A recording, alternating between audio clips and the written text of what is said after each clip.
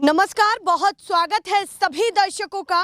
मैं मीरा राजपूत। पिछले 20 दिनों से हम हरियाणा चुनाव की कवरेज कर रहे हैं। हर एक मुद्दा, हर एक चौक चौकड़ी पर बातचीत करते हुए नजर आ रहे हैं। पर आज एक ऐसी जगह लेकर के आई हूं, इस चुनावी यात्रा में एक फ्रेम और जुड़ गया है और वो है खनौरी बॉर्डर का।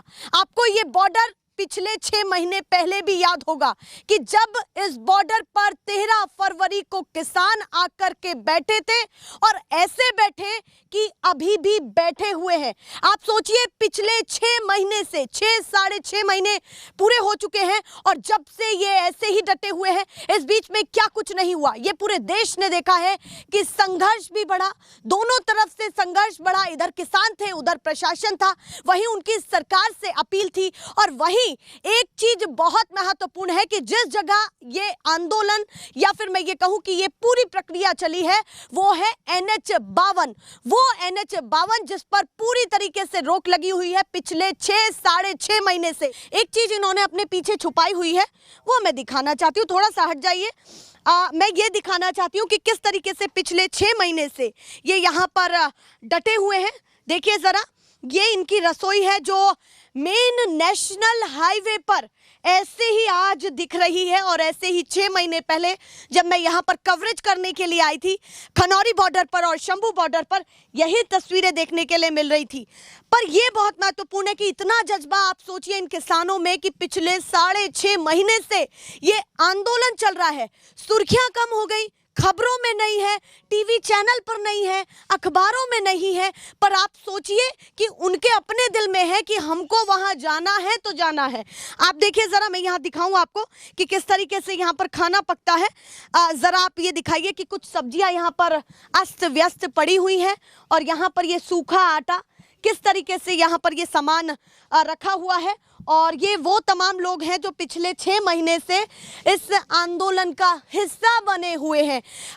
यही वजह थी कि आज मैं चाहती थी कि अगर मैं 10 किलोमीटर दूर हरियाणा चुनाव पर कवरेज करने के लिए आई हूं, तो एक तस्वीर वो भी कैद हो जहां पर हरियाणा के किसान और पंजाब के किसान अपनी मांगों को लेकर के डटे हुए हैं। एक तस्वीर ये भी दिखाना चाहती हूं कि देखिए, अब उन्होंने गेट भी लगा लिया है लोहे का, क्योंकि कोई 1-2 दिन की बात नहीं है, पिछले कई महीनों से रुके हुए हैं। तो देखिए, एक जाली और ये एक टेम्परेरी गेट लगा हुआ है और साथ ही साथ अंदर रहने की व्यवस्था है। आप देखिए, ये कूलर और ये कुछ यहाँ पर खाट चारपाई पड़ी हुई है। इधर देखिए, एक छोटा सा मंदिर भी है और इधर ये पंखे लगे हुए हैं। इस आंदोलन ने एक बात तो दिखाई है कि आंदोलन में अगर इच्छा शक्ति हो और कहीं ना कहीं एक जज्बे के साथ किया जाए तो अपनी लड़ाई से पीछे नहीं हट सकते।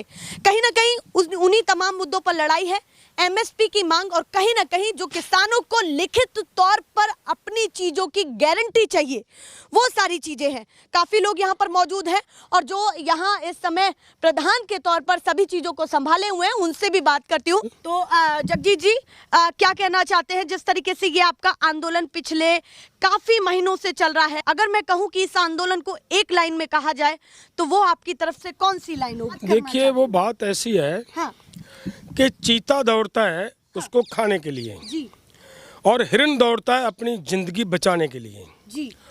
तो हमारी और सरकार की दौड़ इसी के बीच में है। हाँ। सरकार कारपोरेट के हाथों हाँ। उसी चीते की तरह हम पूरे देश के किसान और मजदूर, छोटे व्यापारी सबको निगलना चाहते हैं और चीता चाहता है कि हर हाल में हमें बचना है, जिंदगी बचानी है। तो वो तो फिर उतनी देर तक भागेगा जितनी देर तक चीते से उसकी जान छूट नहीं जाती। और इसीलिए मेरा ये कहना है कि हमारी जो लड़ाई है तब तक है, क्योंकि हमारा भविष्य, आने वाला समाज जो हमारे बच्चों का है, वो हमें पूरा अंधेरे में नजर आ रहा है। हाँ जी। अब इसमें चीता कौन है और हिरन कौन है, मुझे जरा ये भी बता दीजिए। देखिए, दोनों की अपनी कहानी है। देखिए, एक को जान बचानी है और एक को भूख मिटानी है। हाँ, एक को भूख मिटानी है।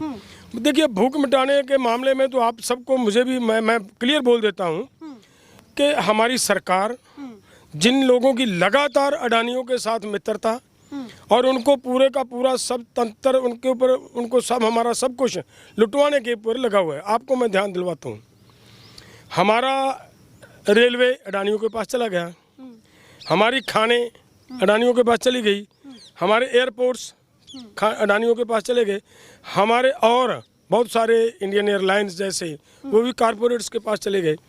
तो पूरे का पूरा हमारे देश का जो खजाना है, हमारी संपत्ति है, धन संपत्ति है, वो सब उनको देने के ऊपर तुले हुए हैं। और केवल एक किसान के पास ये जो नेचुरल सोर्स है, धरती और पानी बचा है, इसके ऊपर उनकी आंख टिकी हुई है।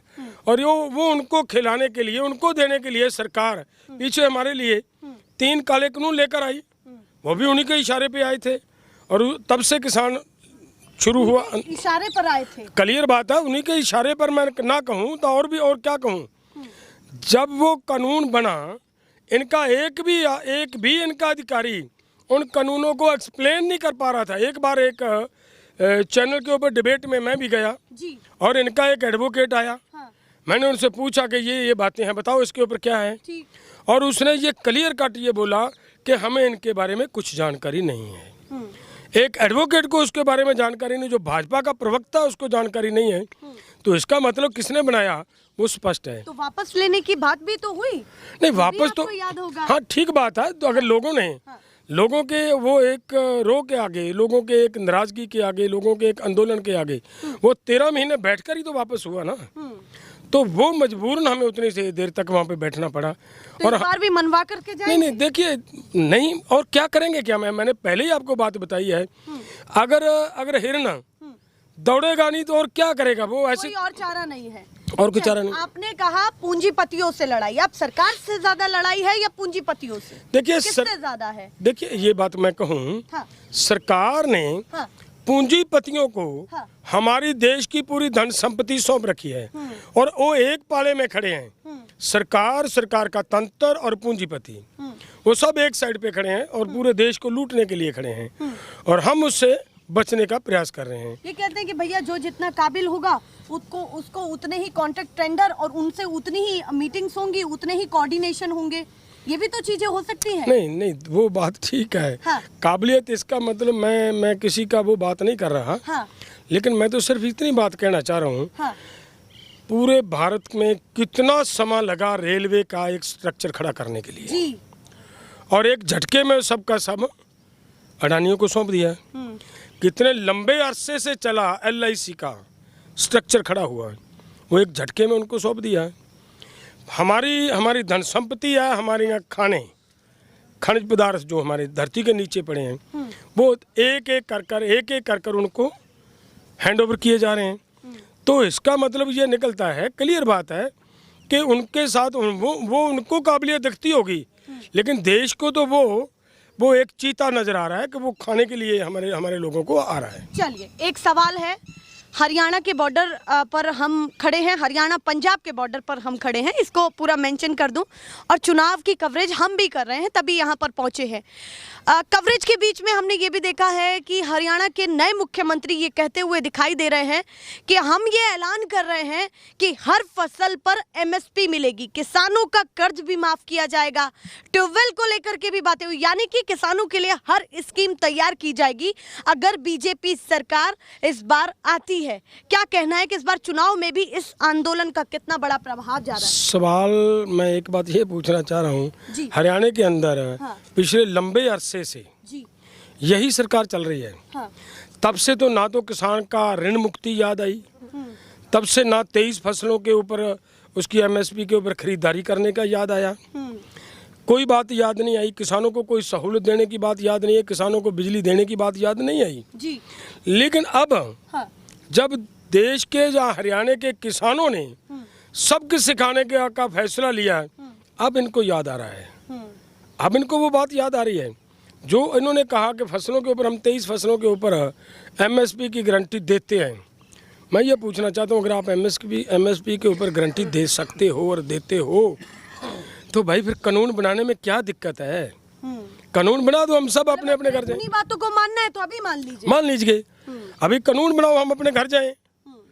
कानून बनाने के ऊपर तो वो बात नहीं करते, लेकिन लोगों को लुभावे लारे भाषण देने में भाजपा पूरी एक्सपर्ट है, पूरी माहिर है। तो अब बिल्कुल विश्वास खत्म हो चुका है। विश्वास खत्म इसलिए नहीं हुआ कि कोई भाजपा है वो।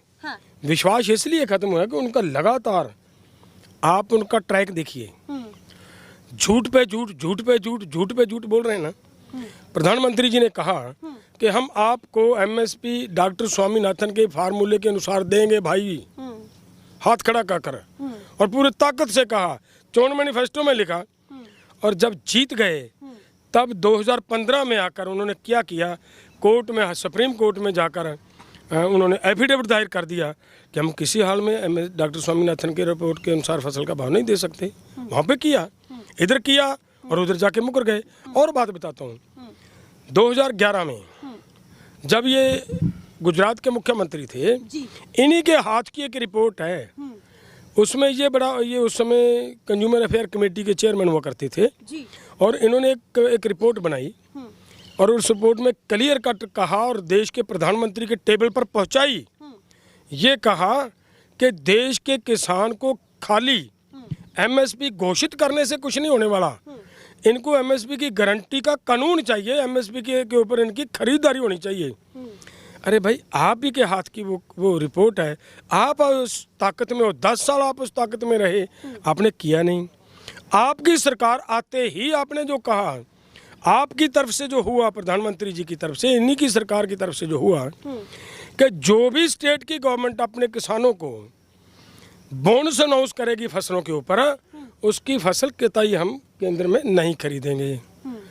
और बड़ी चोट, एक और बड़ी बात कही, जो देश के किसानों ने बड़ी लंबी लड़ाई लड़ने के बाद 2013 में एक कानून बनवाया, भूमि अधिग्रहण कानून, और उस कानून को इन्होंने आते ही 2015 में उसमें चेंजेस करने का प्रयास किया। उसमें ये था कि हाँ, इसमें 70% किसानों की सहमति, अगर प्राइवेट को देना है तो 80% किसानों की सहमति, और किसान अगर नहीं चाहता तो उसको ज़मीन लेकर देनी पड़ेगी। बहुत सारी बातें थी उसमें यह था कि अगर आप किसान की ज़मीन लेना चाह रहे हो तो मार्केट रेट से 4 गुना रुपए देने पड़ेंगे।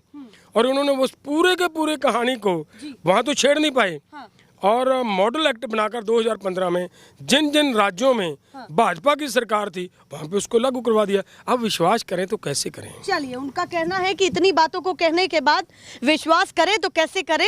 एक बड़ी चीज़ मैं पूछना चाहती हूँ कि किसानों का मुद्दा क्या इस बार हरियाणा के चुनाव में भी हावी रहेगा? क्योंकि कहीं ना कहीं बीजेपी और कांग्रेस दोनों पार्टियाँ ये कोशिश करेंगी कि ये राज्य हमारी तरफ आ जाए। आपको किसके बनने से ज़्यादा फायदा? देखिए, मैं एक बात ये क्लियर कर दूं, हमें इससे बनने से या उससे बनने से, किसी के बनने से कोई, दोनों से ही बनने से कोई फायदा कोई वो बात नहीं है कि एक हमारा मित्र होगा वो हमारे लिए बहुत कुछ कर देगा, दूसरा हमारा दुश्मन है वो हमारे लिए नहीं करेगा। सब एक जैसे हैं। मुद्दा मैं वही बात कह रहा हूँ कि हमारा क्या है, इस पिछले चुनाव में हम यहाँ बैठे रहे, हमने अपनी आवाज़ उठाई। सभी पॉलिटिकल पार्टियों को ये सोचना पड़ा और अपने चोन मैनिफेस्टो में लिखना पड़ा कि किसानों की ऋण मुक्ति करेंगे और स्वामीनाथन की रिपोर्ट के अनुसार चीजें करेंगे, भाव देंगे, अपना एमएसपी की गारंटी का कानून देंगे, सीएसईपी को कानूनी दर्जा देंगे। ये बातें करनी पड़ी। वही रास्ते पे चलते हुए अब भी हम हरियाणा के अंदर 2 बड़ी महापंचायतें करने वाले हैं। वहाँ से हम यही एक प्रयास करेंगे कि इन सभी पॉलिटिकल पार्टियां जब चुनाव में कूद रही होंगी, हम भी अपनी बात पूरे देश के लोगों के सामने रखेंगे। मतलब आप कह रहे हैं मौका आएगा तो मौके पर अपना भी चौका लगेगा। हाँ, हमारा ये है, हम किसी को हराना, किसी को जिताना हमारा कोई निशाना नहीं। उनके एजेंडे पे किसान आए, ये हमारा निशाना है, और उसी निशाने पे हम पहले काम किया, उसी निशाने पे हम आगे काम करेंगे। बहुत धन्यवाद उसका आगे क्या रिजल्ट आता है वो आगे देखेंगे। चलिए, बहुत धन्यवाद सर। और भी लोगों से बात कर लूं, आप भी थोड़ा सा इधर आ जाइए।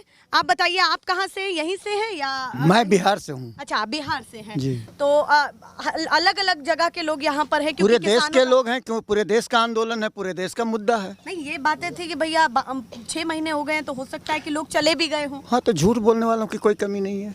तो अभी आंदोलन जिंदा है और वैसे ही जिंदा है। क्या कहना चाहते हैं, इस आंदोलन की कड़ी कहां तक जाएगी और क्या अंजाम होगा इसका? जब तक हमारी बातें और हमारी बातों से ज़्यादा ये कहना ज़्यादा सही होगा कि वो वर्तमान सरकार के लिखित में दी गई बातें हैं जो 9 दिसंबर 2021 को उन्होंने दिया है जी। तो जब तक वो बातें और उन बातों के साथ साथ जो और नए नए सवाल जुड़े हैं, ये जब तक हल नहीं हो जाते तब तक पूरे देश का किसान डटा रहेगा, क्योंकि उसके सामने दूसरा कोई रास्ता बचा हुआ नहीं है। अभी राजनीति को कैसे देख रहे हैं आप? जिस तरीके से मैंने सर से भी सवाल पूछा कि हरियाणा में चुनाव है, आप क्या एक्सपेक्ट कर रहे हैं हरियाणा के किसानों से? ये एक बड़ी चीज़ है। सवाल केवल हरियाणा के किसानों का नहीं है, क्योंकि ये जो मुद्दा है वो केवल किसान का है ही नहीं। ये किसानों का भी है, मजदूरों का है, छोटे छोटे व्यापारियों का भी है, विद्यार्थियों का भी है, नौजवानों का भी है। और सच तो ये है कि अगर C2 प्लस 50% के आधार पर दाम तय करके और इस पर खरीद की गारंटी का कानून बनता है, तो ये नया भारत और नया हिंदुस्तान बनाने का ये आंदोलन है। यहाँ से बेरोजगारी को मिटाने का आंदोलन है, यहाँ से महंगाई और भ्रष्टाचार को मिटाने का भी ये आंदोलन है। और अभी जो 3 नए कानून आए हैं, जिस कानून का मकसद है कि आंदोलन को ही अपराध बना देना, तो ये पूरे देश का नक्शा बदलने वाला आंदोलन है। और जहाँ तक हरियाणा का सवाल है, तो अलावे बातों के अलावे हरियाणा के लोग जब वोट डालेंगे तो यह बात तो देखेंगे ना कि हरियाणा के किसानों, मजदूरों, आम लोगों, पत्रकारों के ऊपर में ये अश्रु गैस के गोले, ये एक्सपायर्ड अश्रु गैस के गोले, वो सल्फर डाइऑक्साइड गैस वाले गोले और 12 बोल की गोली से शहीद किए जाने का। और इसके साथ साथ अभी एक और बड़ा सवाल हरियाणा के लिए है कि हरियाणा की बेटी, पूरे देश की बेटी विनेश फोगाट, जो ओलंपिक में गोल्ड मेडल जीत चुकी थी, उसको गोल्ड मेडल से वंचित कराने वाला, राष्ट्रद्रोह के काम करने वाले लोगों के,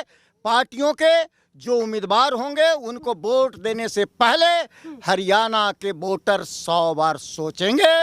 और इसीलिए ऐसी सरकारों की विदाई न केवल हरियाणा से बल्कि महाराष्ट्र और झारखंड से, झारखंड में तो है ही नहीं, तो झारखंड से में आना नहीं है, महाराष्ट्र जहां और हरियाणा में है वहां से जाना तय है। चलिए, उनका कहना है कि अगर किसानों को नाराज किया है तो कहीं ना कहीं नाराजगी जनता से भी उनको मिलेगी चुनाव में। मैंने इसलिए ये सवाल पूछा था आपसे कि हरियाणा में क्या होगा, क्योंकि देखिए कोई भविष्यवाणी तो करके बैठा नहीं है, पर यहाँ पर हरियाणा के किसान जरूर आते होंगे, इस बॉर्डर पर आते होंगे, अपनी अपनी बातों को साझा करते होंगे।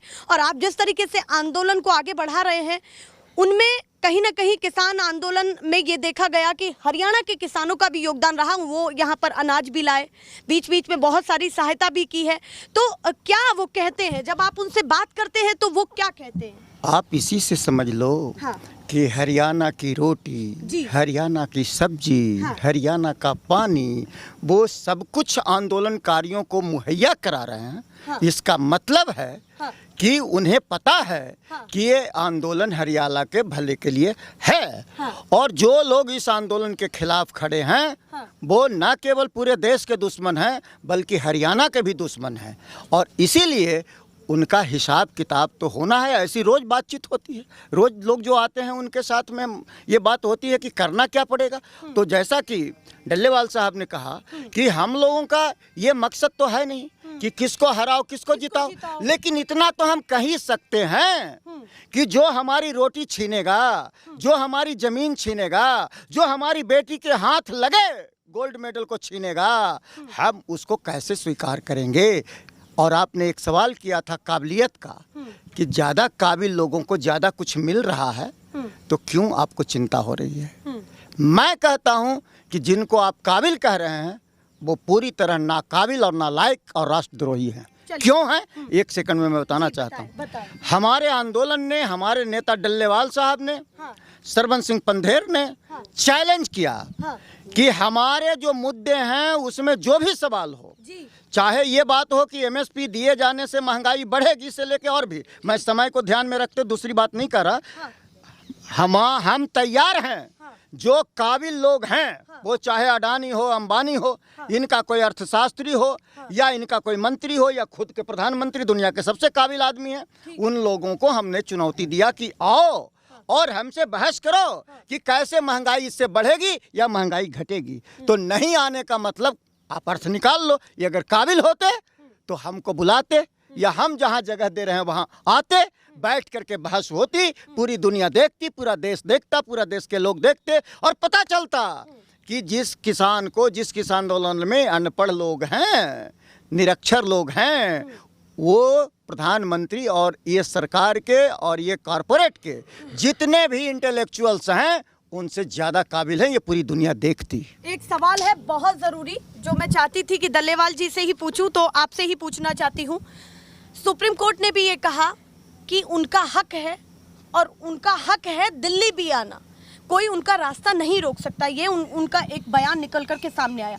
उसके बाद फिर बातें रुकी कि ये हाईवे खुलेगा नहीं खुलेगा, शंभू बॉर्डर खुलेगा नहीं खुलेगा, बातें बीच में अटकी रह गई और अभी भी वो प्रोसेसिंग में चल रही है, वही प्रोसीडिंग अभी चालू है।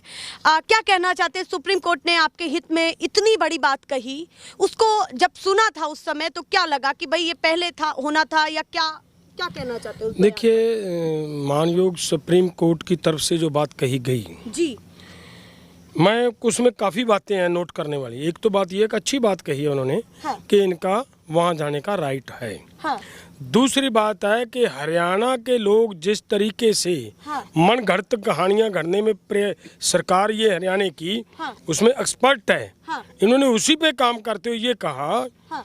कि हम किस देश के किसानों को आगे इसलिए नहीं जाने दे रहे, हाँ। कि इनके ट्रैक्टरों के ऊपर हाँ। तो बड़े बड़े मतलब ये तो टैंक बना रखे हैं। हाँ, ये बातें हुई कि ट्रैक्टर नहीं टैंक है। टैंक हैं। हाँ। आप इसको हाँ। आराम से देखिए, हाँ। एक एक ट्रैक्टर को देखिए। जी। आप इत्तेफाक से आए हैं यहाँ पे, जी। सभी ट्रैक्टरों को चेक कीजिए। हाँ। अगर एक भी ट्रैक्टर आपको ऐसा नजर आए तो आपने ये कहना कि आपका ये तो गलत है। नॉर्मल साधारण ट्रैक्टर है, वो हमारे सफ़र करने के लिए है, वो लेकर जाएंगे हमें। और जो ट्रॉलीज हैं, जिनको ये कह रहे हैं कि मॉडिफाइड ट्रॉलीज हैं, ये सब ट्रॉलीज आपको नजर आ रही हैं। ये कहाँ से मॉडिफाई हैं? ये एक साधारण ट्रॉली जिनको ऊपर कवर किया हुआ है, जिनको कवर किया हुआ है, इस तरीके से कवर किया है कि अगर अब बारिश का मौसम चल रहा है, मानसून का समय चल रहा है, तो रात भी बारिश हुआ यहाँ पे, कल भी बारिश हुआ, 2-3-4 दिन से बारिश लगातार हो रहा है, तो किसानों को बचना पड़ रहा है। व्यवस्था चाहिए, वो व्यवस्था है इनकी। मानयोग सुप्रीम कोर्ट को उनकी बातों में ना आते हुए ये कहना चाहिए कि किसानों को वहाँ पे जगह दें और किसान वहाँ जाएं, अपनी ट्रैक्टर ट्रॉली लेकर वहाँ पे अपने बैठें। क्योंकि सुप्रीम कोर्ट को इस बात का ये नहीं बताते, मैं बताना चाह रहा हूँ आपके माध्यम से कि भाई इस सरकार का हमने एक्सपीरियंस देखा है।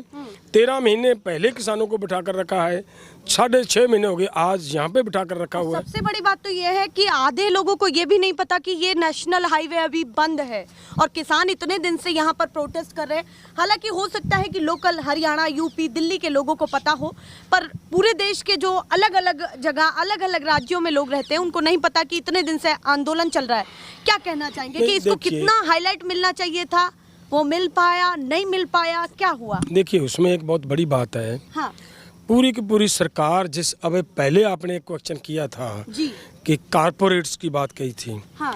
पूरे का पूरा मीडिया का एक बड़ा हिस्सा, हाँ। सारा नहीं मैं कह रहा, हाँ। एक बड़ा हिस्सा उनकी मुट्ठी में कैद कर रखा है उन लोगों ने। हाँ। और वो है जो हाँ। वो हमारे खिलाफ हाँ। एक तरह का मतलब प्रोपेगेंडा करने में पूरी ताकत से लगा हुआ है।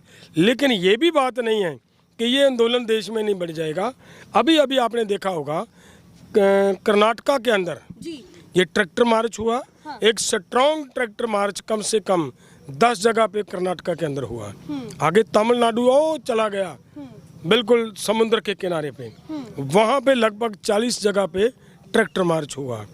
आंध्रा में ट्रैक्टर मार्च हुआ, बिहार में ट्रैक्टर मार्च हुआ, महाराष्ट्र में ट्रैक्टर मार्च हुआ, और पूरे भारत के अंदर लगभग 16-17 स्टेटों में ये ट्रैक्टर मार्च दिखा। इसका मतलब आंदोलन तो पूरे देश में है। चलिए, उन्होंने अपनी बातों से ये बता दिया है कि एक बड़ी तैयारी है, सरकार समझती है तो वो भी ठीक, वरना ये अपनी तरफ से तैयार है, सरकार की तरफ से क्या व्यवस्था है वो हमें नहीं पता, और प्रशासन तो अभी भी बॉर्डर पर रुका ही हुआ है। और इस सरकार की ये हमने स्वभाव देखा। हाँ। पिछला आंदोलन किया तब भी 13 महीने 13.5 महीने हम बॉर्डर पे बैठे रहे जी।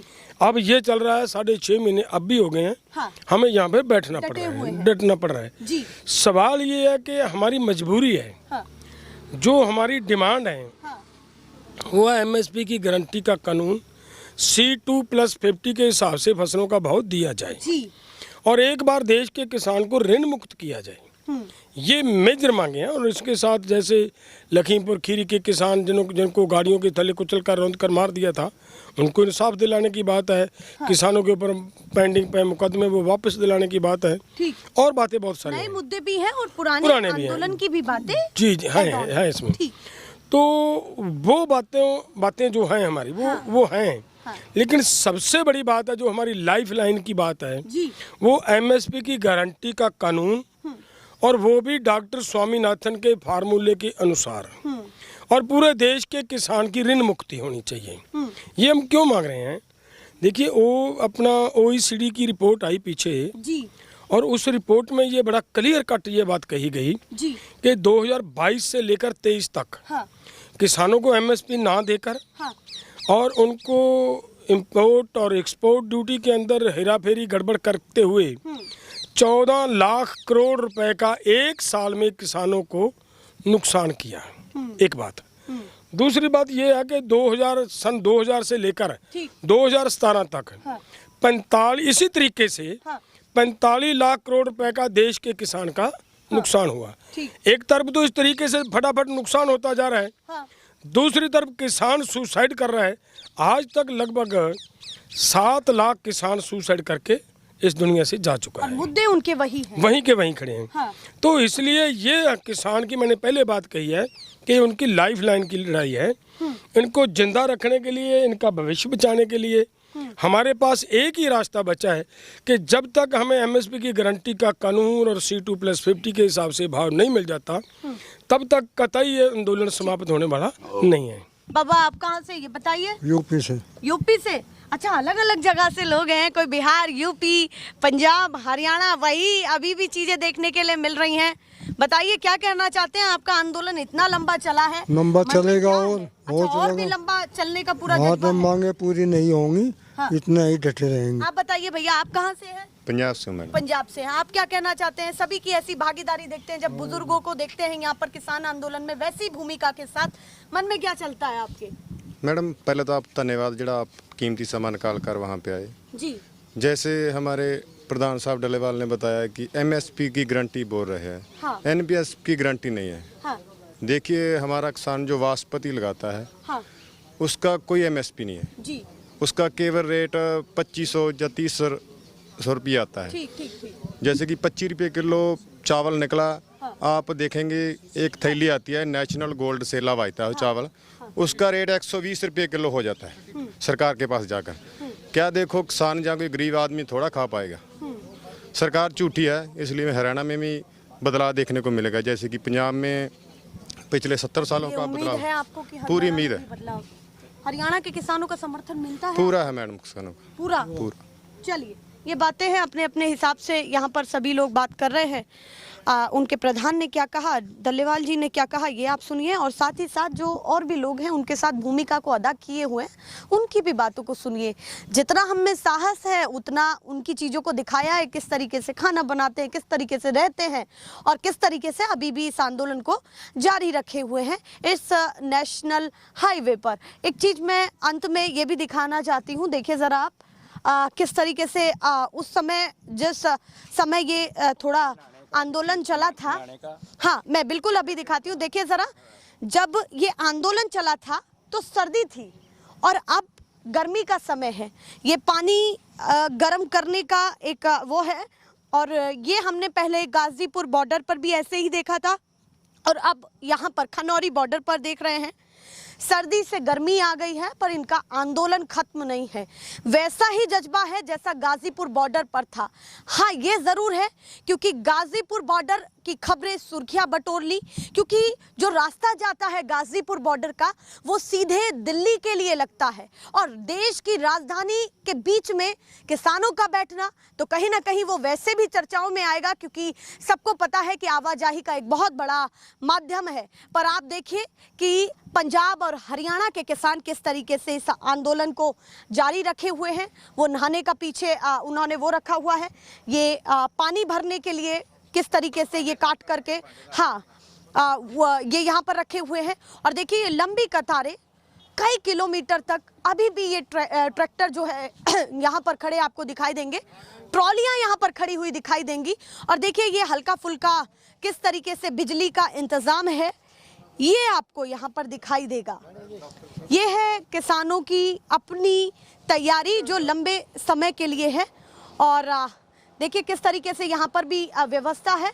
आपसे बातचीत कर सकती हूँ? जी बस जी धन्यवाद जी, बैठे रहांगे जी, जानते नहीं अभी मोदी नू भी आके जावांगे जी। यहाँ से नहीं हिलेंगे? नहीं हिलेंगे जी।